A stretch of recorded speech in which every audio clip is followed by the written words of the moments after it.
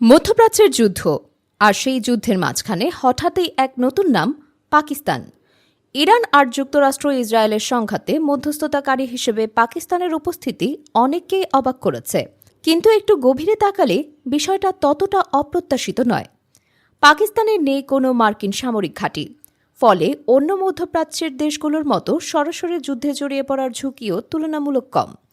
এই কারণগুলো মিলিয়ে ইরান ও যুক্তরাষ্ট্রের মধ্যে বার্তা আদান প্রদানে ইতিমধ্যেই ভূমিকা রাখছে পাকিস্তান। সৌদি আরব, মিশর সহ বিভিন্ন দেশের সঙ্গে বৈঠক করে কূটনৈতিক তৎপরতাও চালাচ্ছে ইসলামাবাদ।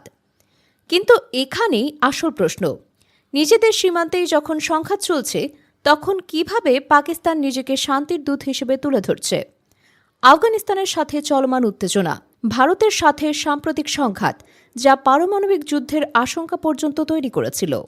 এই বাস্তবতায় পাকিস্তানের এই উদ্যোগ অনেকের কাছেই প্রশ্নবিদ্ধ। তবুও এর পেছনে রয়েছে শক্তিশালী স্বার্থ।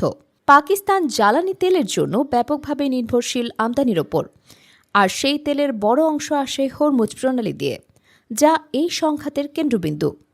যুদ্ধ দীর্ঘায়িত হলে পাকিস্তানের অর্থনীতির ওপর চাপ কয়েক গুণ বেড়ে যাবে, এমনটাই বলছেন বিশ্লেষকরা। দেশের বড় একটি অংশ এই যুদ্ধে ইরানের পক্ষে অবস্থান করছে। তাহলে প্রশ্ন, এই ঝুঁকি নিয়ে পাকিস্তান কি পেতে চায়? উত্তরটা পরিষ্কার, বৈশ্বিক কূটনীতিতে নিজেদের অবস্থান শক্ত করা। দীর্ঘদিন ধরে আন্তর্জাতিক অঙ্গনে প্রভাবহীন থাকার সমালোচনা শুনে আসছে ইসলামাবাদ। এই মধ্যস্থতার সফলতা তাদের নিয়ে যেতে পারে বিশ্ব কূটনীতির প্রথম সারিতে। তবে ব্যর্থ হলে বিশেষজ্ঞদের মতে তেমন বড় ক্ষতি নাও হতে পারে, কারণ তখনও পাকিস্তানকে দেখা হবে এমন একটি দেশ হিসেবে যারা অন্তত চেষ্টা করেছে। তবুও বাস্তবতা কঠিন। ইরান আর যুক্তরাষ্ট্রের মধ্যে অবিশ্বাস এখন চরমে। দুই পক্ষের শর্তগুলো এতটাই বিপরীতমুখী যে সমঝোতা সহজ হবে এমন আশা কমই।